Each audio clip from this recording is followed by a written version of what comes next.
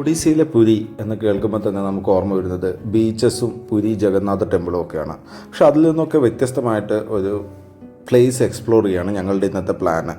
പുരിയിൽ നിന്നും ഏകദേശം ഒരു 14 കിലോമീറ്റർ മാറിയിട്ട് രഘുരാജ്പൂർ എന്നുള്ളൊരു വില്ലേജ് ഉണ്ട്. ആ വില്ലേജിലെ പണിക്കാരും അവരുടെ ചിത്രകലകളും അവരുടെ ആർട്ടുകളും ഒക്കെയാണ് നമ്മളിന്ന് പരിചയപ്പെടാൻ പോകുന്നത്.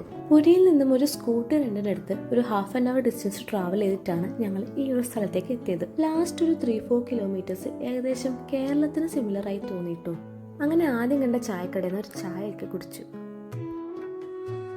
വില്ലേജിൻ്റെ എൻട്രൻസിന് പിന്നിലായിട്ട് 2 നിരകളിലായി ഏകദേശം 100-ലധികം വീടുകൾ ഇവിടെ ഉണ്ട്. എല്ലാ വീടുകളുടെയും മുന്നിലായിട്ട് നമുക്കിങ്ങനെ ആർട്ടിസ്റ്റിക് സാധനങ്ങൾ വിൽക്കാനായി വെച്ചിരിക്കുന്നത് കാണാം. ഇവിടെയുള്ള ആൾക്കാരുടെ മെയിൻ ജോബ് എന്ന് വെച്ച് കഴിഞ്ഞാൽ ഇത്തരത്തിലുള്ള കലകളാണ്.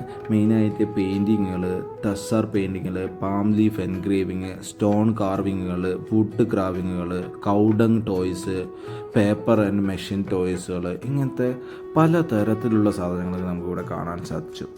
ഒരാൾ ഞങ്ങളെ റോഡ് സൈഡിൽ നിന്നും അവരുടെ വീട്ടിനുള്ളിലേക്ക് ക്ഷണിക്കുകയും അവരുടെ പെയിൻറ്റിങ്ങുകളൊക്കെ ഞങ്ങളെ കാണിച്ചു. ശരിക്കും അത്ഭുതപ്പെട്ടു കേട്ടോ. ഈ പെയിൻറ്റിങ്ങൊക്കെ ആൾമോസ്റ്റ് 3-4 ദിവസങ്ങളൊക്കെ എടുത്തിട്ടാണ് ഉണ്ടാക്കിയിരിക്കുന്നത്. ശരിക്കും നാച്ചുറൽ പെയിൻറ്റുകളൊക്കെ ഉപയോഗിച്ചിട്ടാണ് ഇത് ഉണ്ടാക്കുന്നതെന്ന് അയാൾ നല്ല രീതിയിൽ എക്സ്പ്ലെയിൻ ചെയ്തു തന്നു. അവരുടെ ഭാഷ അത്രത്തോളം നമുക്കറിയില്ല എന്നെങ്കിലും ഏകദേശം ഒരു 50% ഞങ്ങൾക്ക് മനസ്സിലായിട്ടുണ്ട്.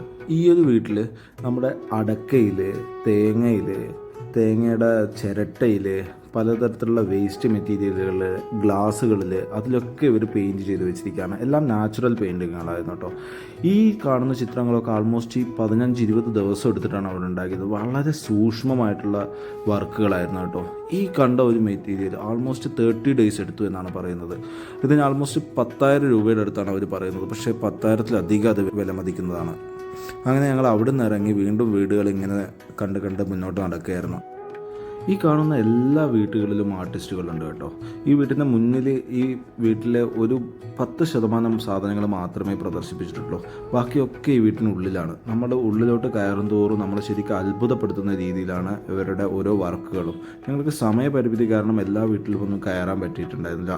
2-3 വീടുകൾ ഞങ്ങൾ എക്സ്പ്ലോർ ചെയ്തു. കുറച്ച് സാധനങ്ങൾ ഞങ്ങൾ വാങ്ങിച്ചു. അതിലൊന്നാണിത്. ഇതിൻ്റെ ഉള്ളിൽ കണ്ടില്ലേ എന്തൊക്കെയാണ് അവർ ചെയ്തു വെച്ചിരിക്കുന്നത്. മൈ ഗോഡ്, ശരിക്കും ഞങ്ങളെ ഞെട്ടിച്ച് കളഞ്ഞു. ഇവിടെയുള്ള വർക്കുകളൊക്കെ ഇന്ത്യയുടെ പല ഭാഗങ്ങളിലായിട്ട് എക്സിബിഷന് വേണ്ടി കൊണ്ടുപോകാറുണ്ട്. കേരളത്തിലും നമ്മുടെ കണ്ണൂരും ഒക്കെ ഇവർ വന്നിട്ടുണ്ടായിരുന്നു എന്ന് കഥകൾ പറഞ്ഞിട്ടു. ഈ മലയാളം പേപ്പേഴ്സൊക്കെ അവർ ഇപ്പോഴും ഓർമ്മ പുസ്തകമായിട്ട് ഇങ്ങനെ സൂക്ഷിച്ചു വെച്ചത് കണ്ടപ്പോൾ എന്തോ ഒരു സന്തോഷം തോന്നി. പക്ഷേ കമ്പാരിറ്റീവ്ലി റേറ്റും കുറവാണ്. അതാണ് ഒരു ഉള്ളവരൊക്കെ നല്ല വെൽക്കമിങ് ആയിരുന്നു കേട്ടോ. അനാവശ്യമായിട്ട് ഓവർ പ്രൈസ് പറയുകയോ അല്ലെങ്കിൽ നമ്മളെ വാങ്ങിക്കാൻ വേണ്ടി ഫോഴ്സ് ചെയ്യുകയോ ഒന്നും ചെയ്തിട്ടുണ്ടായിരുന്നില്ല. അപ്പം ഞങ്ങളുടെ എന്തായാലും ഇന്നത്തെ യാത്ര ഇവിടെ കഴിയാണ്. ഞങ്ങൾ ഇവിടുന്ന് ബൈ പറയാണ്. എന്തായാലും നല്ല എക്സ്പീരിയൻസ് ആയിരുന്നു അല്ലേ.